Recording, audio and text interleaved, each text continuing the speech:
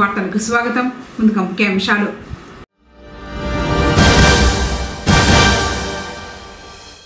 Party కార్యక్రమాలను ప్రజల్లోకి తీసుకువెళ్ళండి. ఎమ్మెల్యే పెద్దిరెడ్డి రామచంద్రారెడ్డి.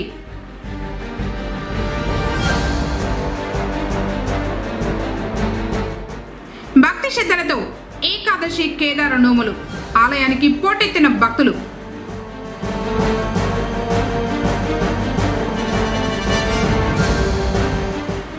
శ్రీవారిని దర్శించుకున్న ఇస్రో చైర్మన్ నారాయణన్.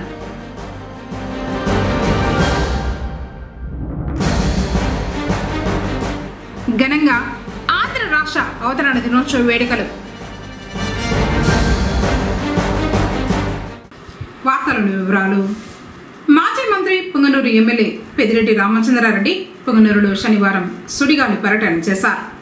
ఆయన రాకను తెలుసుకున్న పార్టీ శ్రేణులు, అభిమానులు ఎమ్మెల్యేకు ఘనంగా స్వాగతం పలకగా అందరినీ ఆత్మీయంగా పలకరించారు. అనంతరం ప్రజా ఉద్యమ కార్యక్రమం మరియు కోటి సంతకాల సేకరణ విస్తృతంగా చేపట్టాలన్నారు. అలాగే రానున్న రోజుల్లో పార్టీ బలోపేతానికి చేపట్టే కార్యక్రమాలపై చర్చించి దిశానిర్దేశం చేశారు. తర్వాత పలు ప్రైవేటు కార్యక్రమాల్లో పాల్గొన్నారు.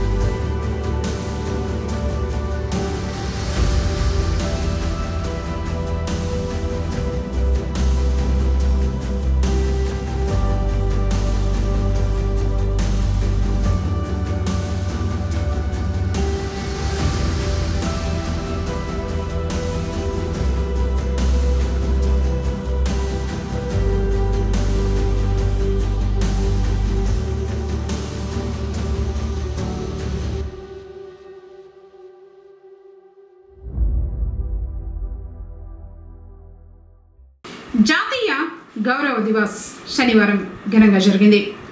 బిర్సా ముండా జయంతి మరియు ఇతర గిరిజన స్వాతంత్ర సమరయోధుల సందర్భంగా స్థానిక కలెక్టరేట్లోని పీజేఆర్ఎస్ హాల్ నందు గిరిజన వ్యవహారాల మంత్రిత్వ శాఖ భారత ప్రభుత్వం ఆధ్వర్యంలో జాతీయ గౌరవ దివస్ చిత్తూరు జిల్లా గిరిజన సంక్షేమ శాఖ ఆధ్వర్యంలో కార్యక్రమాలను ఘనంగా నిర్వహించారు.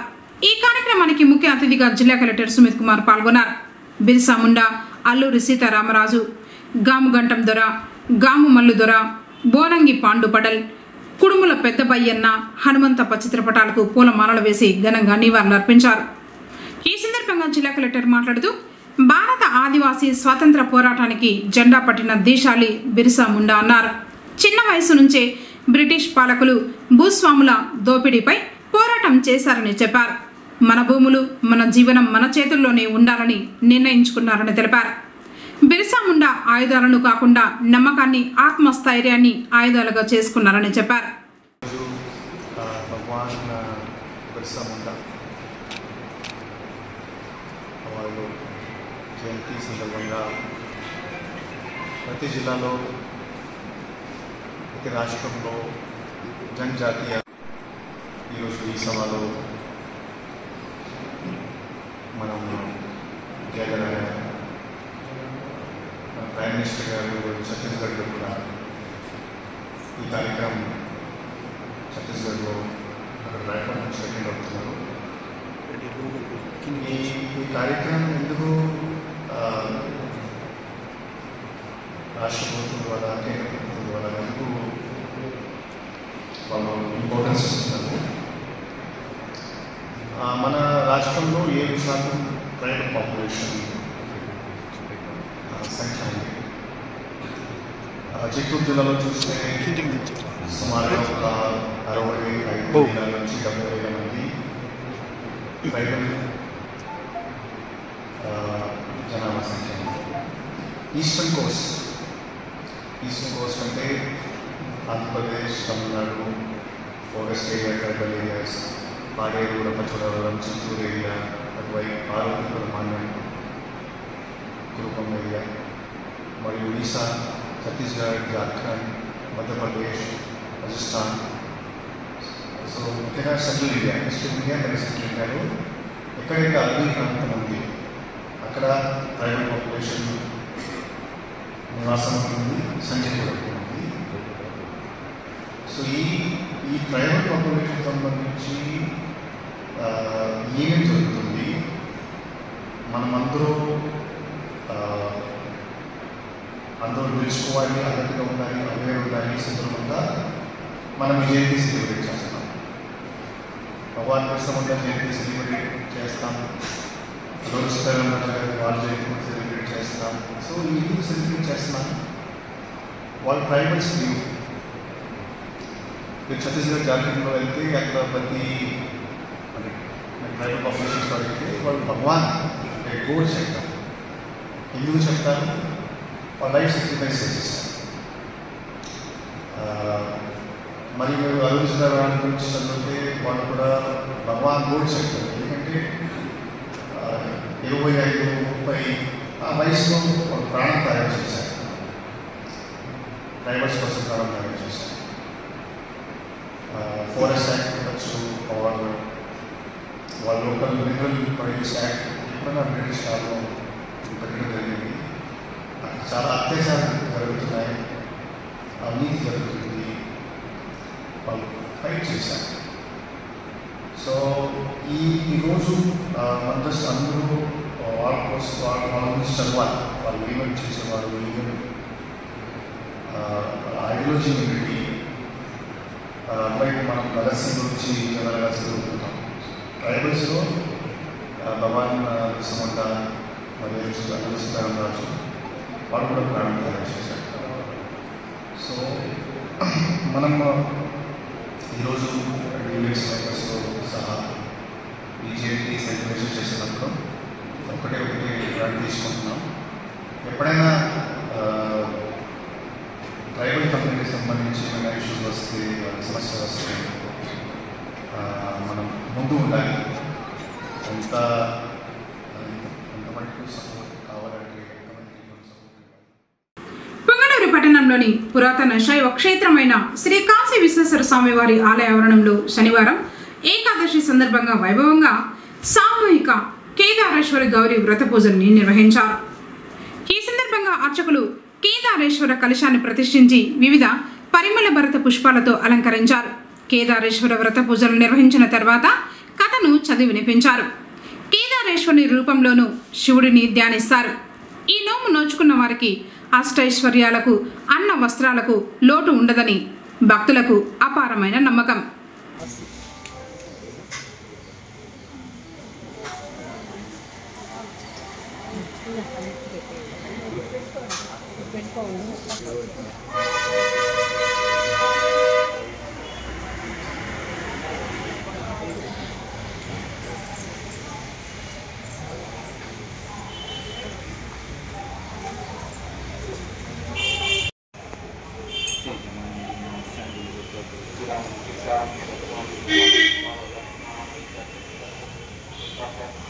భక్త विश्वकाम्यार्थफलसिद्ध्यर्थं मनोभाञ्चाफलसिद्ध्यर्थं समस्त सन्मङ्गलाभ्यार्थं फलसंगन्ध पुष्पार्थकानि विद्वानमृतमते प्रकृते विष्णुसमासतः आयतदेव पूजार्थं दुर्गच्छैतारकाग्रहेगावती वत्रे वर्तते उक्तैस्मिन् वर्तते आभवैर्गं सम्प्राप्ता भूतान्या प्राणावा प्राणवा पुंडारा कृष्णा प्रक्षं गुरु ब्रह्मा गुरु विष्णु गुरु देवो महेश्वरः गुरु साक्षात् परब्रह्मा तस्मै श्री गुरवे नमः समस्त विघ्न निवारणार्थं प्रथम श्री महागणेश्वर पूजन करिष्यमानः तौर पात्र ఒక మొక్క పెట్టుకోండి కుండ ఒక్కొక్కతో పూజ చేయండి.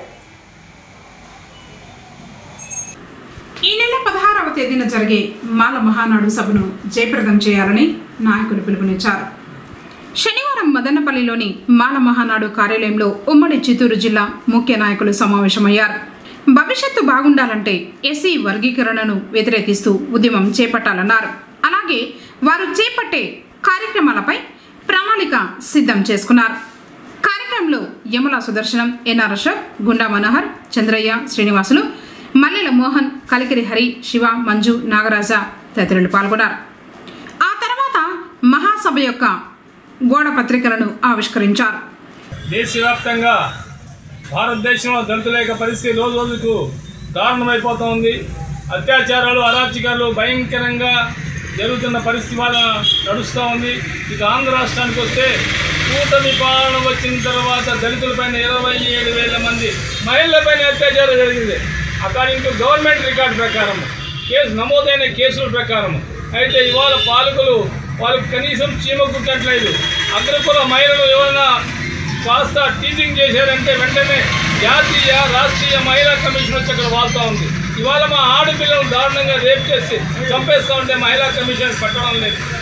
కర్నూలు అయితేనేమి, అట్లాగే ఉప ముఖ్యమంత్రి సొంత ఊళ్ళో షాక్తో చనిపోతే కనీసం ఫిర్యాదు చేసినందుకు, నిరసన చేసినందుకు సాంఘిక బహిష్కరణ చేశారు కాపులు. ఇవాళ కాపు సామాజిక వర్గానికి కాపులు గొడవ పడుకుంటే, కమ్మలు కాపులు గొడవ పడుకుంటే చనిపోతే ₹1,00,00,000 వాళ్ళకి ఇస్తున్నారు. మా వాళ్ళు ఎస్సీ ఎస్టీ అత్యాచారం నిరోధక చట్టం ప్రకారం మాకు ఇవ్వాల్సిన డబ్బు ఇవ్వడం లేదు. అది అంతేకాకుండా నిత్యము మా పైన దాడులు, మా భూములు స్వాధీనం చేసుకోవడం, పాలక వర్గాలు స్వాధీనం చేసుకునే పరిస్థితి వల్ల మేము ఎలాగో చూస్తున్న పరిస్థితి ఉంది. అందుకనే మరి వీటంటే కావాలంటే దళితులు మానవులు ఐక్యం కావాలని ఆగస్టు 1న మరి గత సంవత్సరం సెంట్రల్ మరి సుప్రీంకోర్టు దారుణమైన తీర్పునిచ్చింది. ఎంపీరికల్ డేటా ఇచ్చేసి ప్రభుత్వాలు వర్గీకరణ చేసుకోవచ్చంది.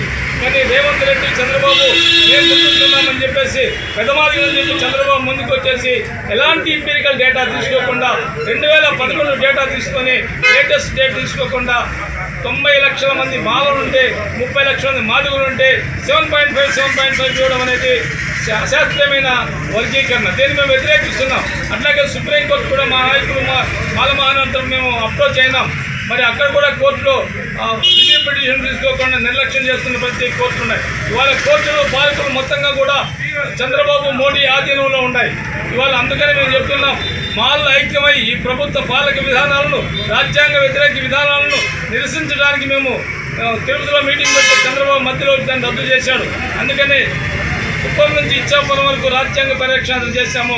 అంతేకాకుండా ఈ ఆంధ్ర రాష్ట్రంలో నుండి మాల సంఘాలన్నీ పిలిపించేసి తెలంగాణ నుంచి మాల నాయకులు, అట్లాగే కర్ణాటక నుంచి ఐపీఎస్ ఐఏఎస్ సలవాది నాయకులు, తమిళనాడు నుంచి దళిత నాయకులని మేము పిలిపించేసి మొత్తంగా కూడా ఇక్కడ రాష్ట్ర నవంబర్ 16వ తేదీ మాల మహానాడు రాష్ట్ర మహాసభని ఇక్కడ కొనసాగిస్తున్నాం.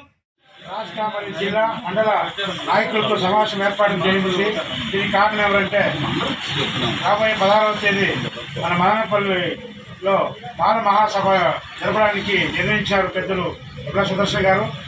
ఇందుకు గాను మన వంతు జనాభా ఇలా అందరికీ కూడా బాధ్యతలు ఇస్తూ వారు ప్రతి ఒక్కరు కూడా గ్రామాలకు తిరిగి ఈ పాంప్లెట్ పంచి వాళ్ళని ఐక్యం చేసి సభ గురించి తెలియజేసి అందరినీ ఇక్కడ తీసుకొచ్చి సభను సక్సెస్ఫుల్ చేయాలని ఈరోజు పెద్దలు నిర్ణయించారు. అందుకని మా వంతు రేపటి నుంచే గ్రామాల్లోకి పాంప్లెట్ తీసుకొని పోయి మాల వాళ్ళు లేకుండా తిరిగి చెప్పి అక్కడి నుంచి జన సమీకరణ చేసుకుని వచ్చి 100కు పైగా జనాన్ని తీసుకుని వచ్చి సభను సక్సెస్ చేస్తామని తెలియజేస్తున్నాం. జై భీమ్. ఏకాదశి అందులోనూ శనివారం కావడంతో వైష్ణవ ఆలయాలకు భక్తులు పోటెత్తారు. ఈ క్రమంలోనే పొంగనూరులోని శ్రీ కళ్యాణ వెంకటరమణ స్వామి వారు ప్రత్యేకంగా పూజల్ని అందుకున్నారు. అర్చకులు వేకువజామునే శ్రీవారిని సుప్రభాత సేవతో మేల్కొల్పి ప్రత్యేక పూజల్ని నిర్వహించి ధూపదీప నైవేద్యాలను సమర్పించారు. భక్తుల దర్శనార్థం శ్రీవారి ఉత్సవమూర్తులను అలంకరించి అద్దాల మండపంలో కొలువు తీర్చారు. భక్తులు స్వామివారిని దర్శించుకున్నారు. అర్చకులు తీర్థ ప్రసాదాలను పంపిణీ చేశారు. కార్యక్రమాలను ఆలయ ఇన్స్పెక్టర్ కృష్ణమూర్తి పర్యవేక్షించారు.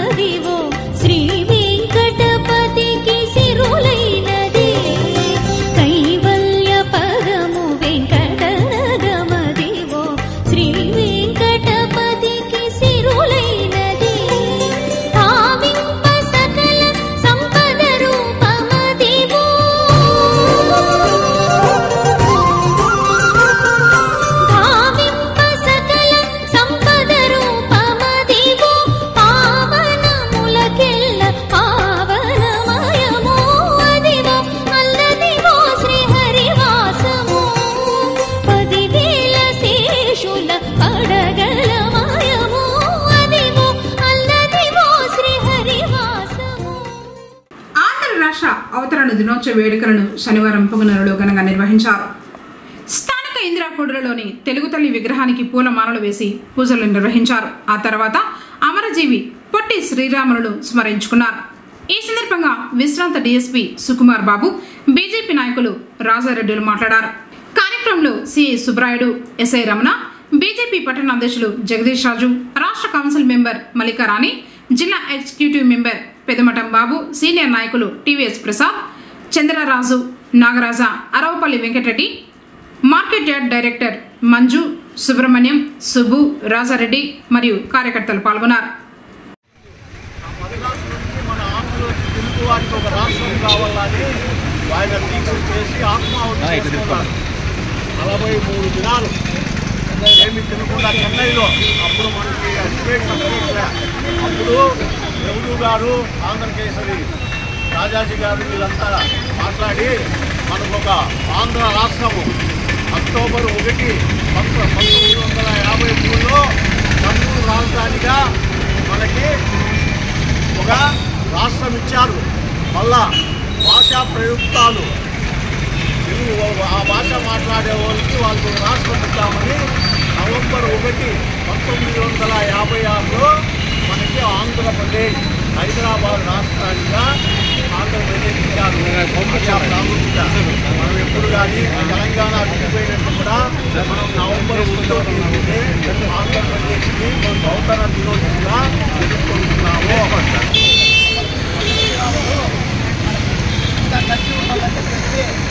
తమిళనాడు అవన్నీ ఉంటే ఆంధ్ర రాష్ట్రం కోసము ఆయన ఎంతో నిరాశ చేసి ప్రాణత్యాగం చేసి నవంబర్ 1వ తారీఖున మనకు ఆంధ్ర రాష్ట్రము హైదరాబాద్ ఏర్పడడానికి ఎంతో కృషి చేశారు.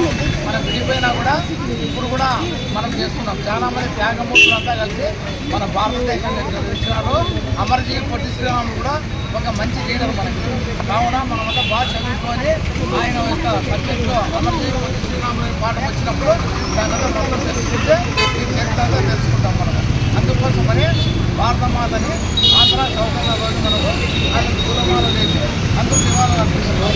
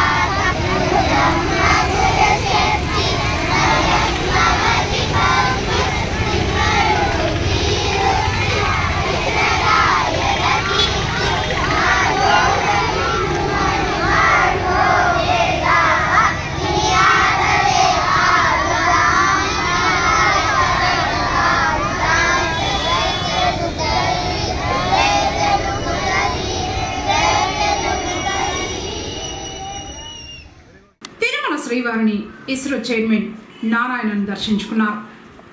శనివారం ఉదయం వీఐపీ విరామ సమయంలో ఇస్రో శాస్త్రవేత్తలతో కలిసి స్వామివారి సేవలో పాల్గొని మొక్కులు చెల్లించుకున్నారు. CMS-03 ఉపగ్రహాన్ని శ్రీవారి పాదాల చెంత ఉంచి ప్రత్యేక పూజల్ని నిర్వహించారు. దర్శనానంతరం ఆలయ రంగనాయకుల మండపంలో ఇస్రో చైర్మన్ నారాయణకు, రాకెట్ నమూనాకు ఇస్రో శాస్త్రవేత్తలకు వేద పండితులు వీణ ఆశీర్వచనం అందించారు. ఆలయ అధికారులు ఇస్రో చైర్మన్ను పట్టు వస్త్రంతో సత్కరించి శ్రీవారి తీర్థ ప్రసాదాలు అందజేశారు. ఆలయం వెలుపల ఇస్రో చైర్మన్ నారాయణన్ మీడియాతో మాట్లాడుతూ ఆదివారం CMS-03 ఉపగ్రహ ప్రయోగానికి ఇస్రో అన్ని ఏర్పాట్లు పూర్తి చేసిందని తెలిపారు.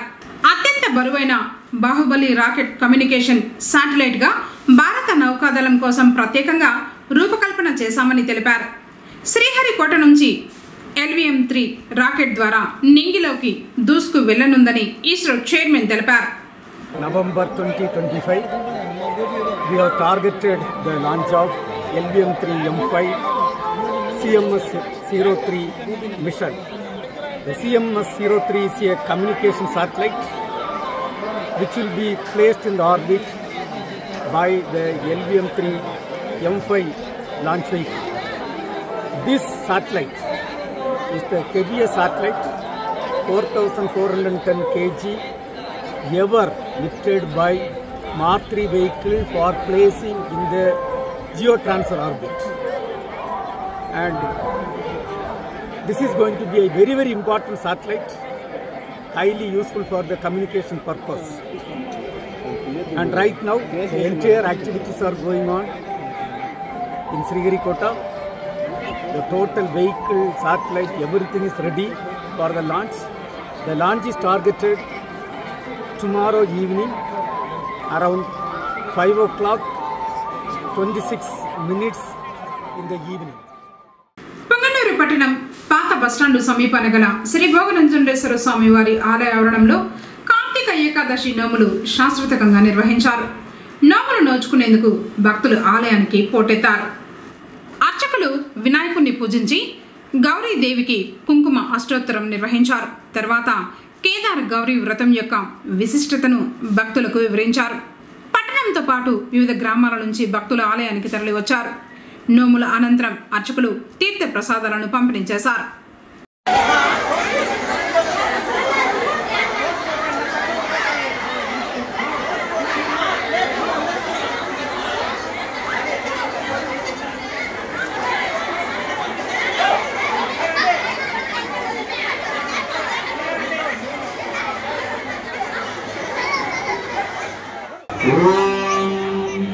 వందే శంభో మాపదం శురగురం వందే జగత్కారణం వందే పన్నగభూషణం మృగధరం వందే పశూనాపతిం వందే సూర్య శశాంకవంజనేనం వందే ముకుంద ప్రియం వందే భక్తగ్రాత్రవంచవరదం వందే శివం శంకరం. మహావిష్ణువు బ్రహ్మ నారదులు మొదలగు వారందరూ కొలువున్న సమయంలో నారదుండు లేచి పరమేశ్వరుని తిలకించి భక్తి శ్రద్ధలతో నమస్కరించి స్వామి పరమేశ్వర నీలకంఠ పరంధామ గౌరీ మనోహర గంగాధర దేవతలను మానవులను హర్షించినట్టి సర్వ సౌభాగ్యదాయకము అష్టైశ్వర్యములు నెరవేర్చినట్టే ఒక అర్థము నానితీమని కోరగా పరమేశ్వరుడు సంతోషం ఉంది. నారద చెప్పెదను సావధానముగా ఆలకింపము. శ్రీ కేదారేశ్వరతము ఒక అర్థము గలదు. ఆ అర్థము నా అర్ధాంగైన గౌరీదేవిలోని నా శరీరం నందు అర్థ భాగం పొందెను. ఇంద్రుడు అర్థం ఆచరించి ఇంద్రాధిపత్యమును పొందెను. మహావిష్ణువు ఆచరించి శంకు చక్రంబులు వలసెను. బ్రహ్మదేవుడు ఆచరించి వేదములకు అధిపతయ్యను. లక్ష్మీదేవి వ్రతం ఆచరించి నారాయణ అర్ధాంగయ్యను. సరస్వతి దేవి ఆచరించి బ్రహ్మ నాటక ఇందునించను. భూలోకమునాస చక్రవర్తులు ఆచరించనలేని కీర్తిని పడిచినారు.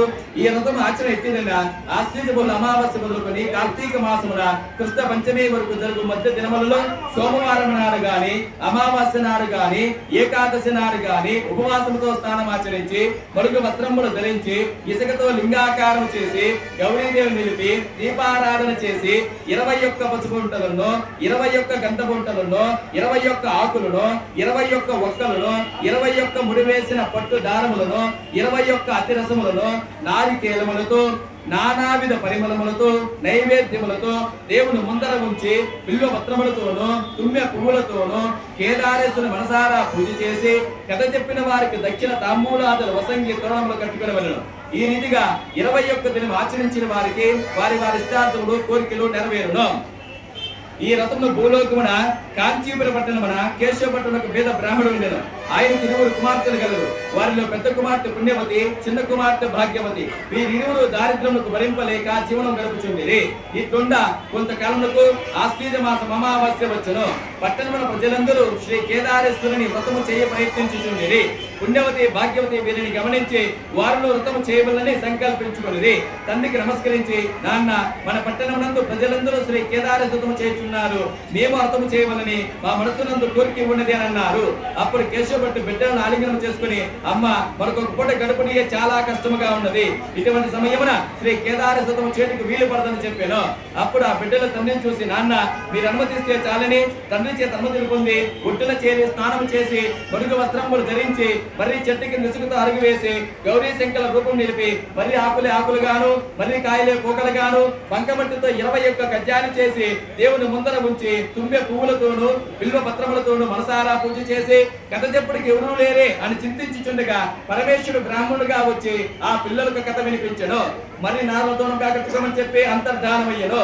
పుణ్యవతి భాగ్యవతి తోరణములు అస్తమాలను ధరించిన వెంటనే వారి మట్టితో చేసిన విగ్రహాలు బంగారు విగ్రహాలయ్యను. మర్రి ఆకులే ఆకులుగాను మర్రి కాయలే పూకలుగాను బంకమట్టితో చేసిన కజ్జాయిలు నిజమైన కజ్జాయిలుగా మారిను. పుణ్యవతి భాగ్యవతి ఈ వింతన చూసి పార్వతీ పరమేశ్వరులు 1000 నోరుతో స్తుతించి సువర్ణమైన విగ్రహములు తీసుకుని వారి ఇంటికి రాగా వారి తాటి ఆకులు గురిసే బంగారు 2 అంతస్తుల మేడయ్యను. అందు అష్టైశ్వర్యము కలిగి ఉండెను. వారు ఇంటిలో ప్రవేశించి గౌరీ శంకరులను సువర్ణ మండపం నుంచి భక్తితో పూజించిరి. ఇంకొక సంవత్సరము తప్పకుండా శ్రీ కేదారేశ్వరుడు చేస్తూ సుఖముగా రాజ్య పరిపాలన చేయుచుండిరి. ఇట్లు పరమేశ్వరుడు నాకు చెప్పిన శ్రీ కేదారేశ్వర మహత్యము ఈ రకము సంపూర్ణము. ఈ రకము భక్తితో విన్నవారికి భక్తితో ఆచరించిన వారికి భక్తితో పూజించిన వారికి అష్ట ఐశ్వర్యము కలిగి సుఖముగా ఉందురు. ఓ మా కాంతాయ కామిదాంతాయ ప్రదాయినే శ్రీ గౌరీ సాయి శామ్యాయ మల్లికార్జునాయ మంగళం.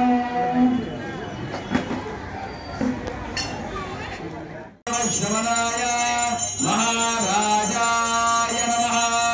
అను శ్రీ కేదారేశ్వర స్వామి కపూర్మంగళ విరాజం దర్శయాం రాజం ప్రత్యమత్యాం దర్శయామి.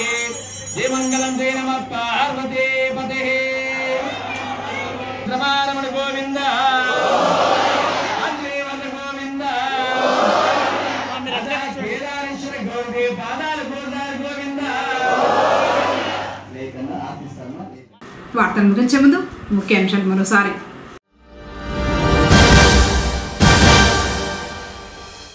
పార్టీ కార్యక్రమాలను ప్రజల్లోకి తీసుకువెళ్ళండి. ఎమ్మెల్యే పెద్దిరెడ్డి రామచంద్రారెడ్డి.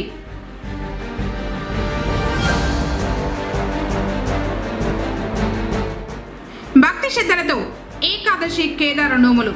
ఆలయానికి పోటెత్తిన భక్తులు.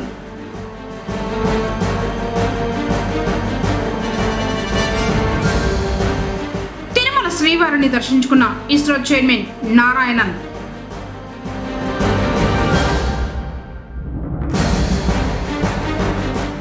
ఘనంగా ఆంధ్ర రాష్ట్ర అవతరణ దినోత్సవ వేడుకలు. తిరిగి కేసీటీవీ వార్తలతో మళ్ళీ కలుసుకుందాం. అందరికీ నమస్కారం.